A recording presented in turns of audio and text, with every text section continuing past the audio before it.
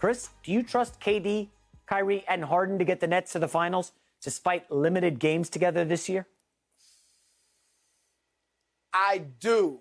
And I know, look, this is going against all sorts of conventional wisdom.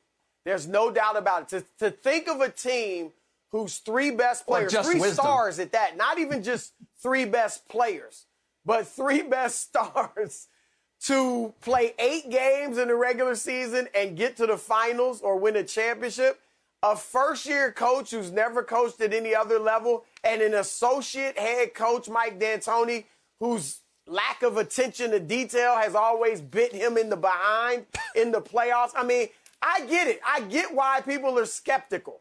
All right, but if there's any year that this could happen, it's this year. Again, because as we talked about in the last segment, everybody's got some issues.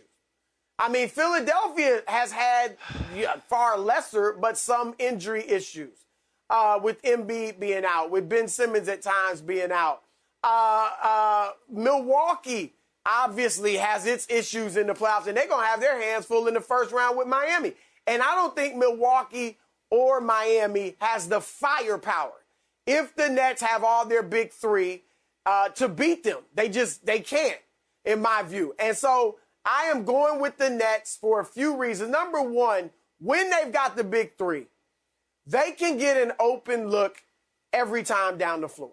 Because those three guys are so good at breaking down the defense that they're going to force you to double them, force you to help, and then that leaves a guy open. And if it's not Harden, Kyrie, or KD, they've got some great shooters around them in Joe Harris, in Landry Shamet. Bruce Brown has shown he can finish. Nick Claxton, obviously DeAndre Jordan, Blake Griffin. Like, they've got guys, the role players are playing well around the stars. Number two, everybody's talking about the defense, the lack of defense. And I get it, they're not a stalwart defensive team.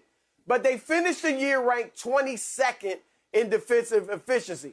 That means they picked it up. From April 1st, they were ranked 15th in the league defensively. Mediocre, but with that type of offense, mediocre could be good enough. It's certainly 15th? It's 30 teams in the league. That's the very definition of mediocre. And if they're mediocre on the defensive end and awesome on the first, well, they had to have time to get together, to get to know each other a little bit. But once they did that in April, 15th in the league, mediocre defense, tremendous offense, I think they can get out of the East. Who have they played over that stretch when that defense suddenly got better? Here's the bottom line. Overall, it comes down to net rating. Over the last 20 years, there's only been 4 teams that have had a rating outside of the top 5 that have won a championship. The 2011 Dallas Mavericks, the 2010 Lakers, the 2006 Miami Heat, and the 2001 Lakers again. 2 of those teams were defending champions. They'd already demonstrated that they could play defense at a higher level than they had in that particular season. So ultimately, the Brooklyn Nets are ranked 7th right now. And for all those things you talk about when we get to their offense and their offensive firepower, the fact of the matter is they're going to have to go through some of the best defensive teams in the league. No, they're not going to have to double team all the time. They don't have any rim protection. They don't have any experience collectively together at the defensive end. And I just don't believe, look, isolation, yes. But we've seen teams that have had great isolation offensive players. The Houston Rockets you mentioned. I mean, Broussard, you gave us like all of the logical reasons why this is not going to happen at the very beginning, and then said, yeah, but you know what? I'm going the other way anyway.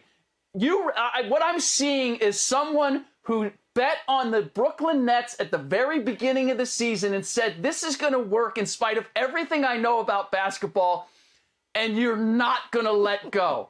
But you're not letting go because you made your bet early and you're just going to see it through, as opposed to your head saying, you know what, I really should revise this because it's just not looking right. The development at the defensive end the no time playing together. I mean, if the Brooklyn Nets do come out of the East, then it will be the complete AAU-ification of the NBA, because it will mean we don't need to play together. We can just get the boys and go and play in a tournament, and we can win because everybody's doing the same thing. It's not often that I agree with Rick Bucher, but Chris, he just put you in a body bag. He's right. This Nets team, we do not know what to make of them. 8 games together is laughable. And I will add this. If you look at the Vegas odds, the Nets are heavy favorites, but the team to watch is the 76ers. Their path is a cakewalk. I know the Knicks have played well. I'm a Knicks fan. Thibodeau, blah, blah, blah. The 76ers swept them this year, and Embiid missed 2 of the 3 games. The 76ers have a cushy path to the Eastern Conference Finals. Meanwhile, the Nets, who we have no idea how they're going to face adversity, okay? We know Kyrie Irving has been combustible for about the last year.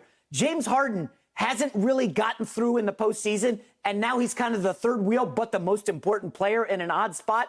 And Kevin Durant is probably their best player, and I don't know how he's going to navigate the Kyrie Harden thing. There's just so many questions. Keep an eye on this Miami Heat team. Eric Spoelstra is the best coach in the Eastern Conference playoffs. He's proven the most for sure. Getting to the finals last year was impressive. I like Steve Nash a lot. I've coached against him at the elementary school basketball level. Yes, out here in Los Angeles.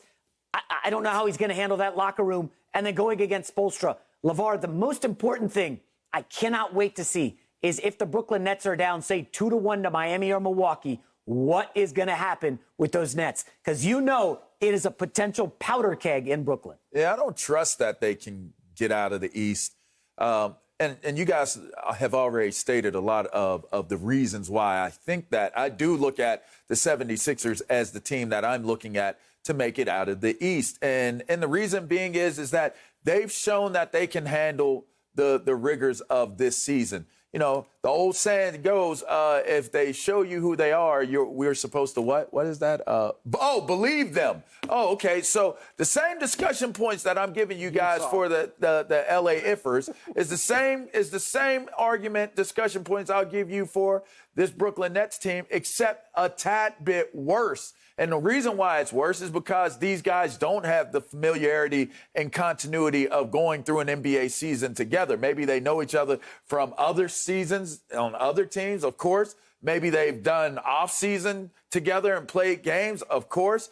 But to say that you've gone through the adversity and the rigors of an NBA season together, they have 8 games in on that. So if that adverse situation hits, if they find themselves getting hit in the mouth in a game and they got to try to find that continuity to be able to get through it, I don't know that they have it. They may, but I'm not confident enough to say that I trust it. They've gone out injured all year long. I trust that. Why? Because that's what I've seen. They've gone out so much where they haven't even played more than 8 games together. But they have proven that they can win without all of them being out there at one time. So there's so many unknowns that circle this Brooklyn Nets team that it's exciting to think about what the possibilities of their accomplishments could be.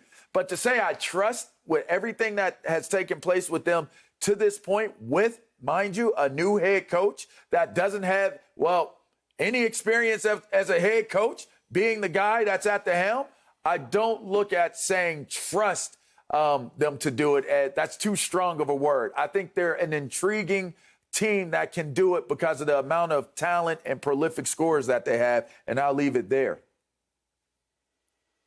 So you're saying they are or they aren't, LeVar? Because I don't trust them to make. No, you heard me. I answered the question. It was a lot of ifs. I said I answered the question. I do not trust that this team will come out of the Eastern Conference. I do not trust it, but I do think that they are an intriguing team going into the playoffs.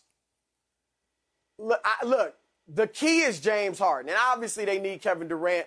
I think Kevin Durant and James Harden, if something happened to Kyrie, those two are good enough to lead the Nets out of the East. Wow. If Harden is out, I think they'll get beat by Milwaukee if they face them in the second round, if Harden can't play. Harden is the key. And Rick, when they first came together, I had major doubts. How in the world is this going to work? But James Harden has shown in the brief time that he is an extraordinary point guard. We know he's a great scorer, but he is also an elite level playmaker. And KD and Kyrie need a playmaker. They need a facilitator. The times that both of them have won championships, they had someone else to facilitate for them. LeBron with Kyrie in Cleveland, and just the Golden State offense, or Draymond Green in Golden State with KD. That's what Harden is. He is the key. He is not the third wheel, J-Mac. He is the most important player on that team. Now, look, again, I get it. It's never happened, but these three are so talented. And, Rick, you're right. I don't know that it's good for the league if the Nets get to the finals or win it all, because it will speak to why, my goodness, it'll make the regular season seem completely irrelevant. We may see load management go through the stratosphere. But I do think with most teams doing the same thing, high pick and roll, spread the floor, drive and kick, that it's easier for them to come together and have chemistry back versus 15 years ago, where each team or several teams ran different systems and sets. Thank you for watching. You can subscribe here to get the latest from the show, and be sure to check out more of the best clips from Undisputed, or go watch a few other segments from our other shows on FS1.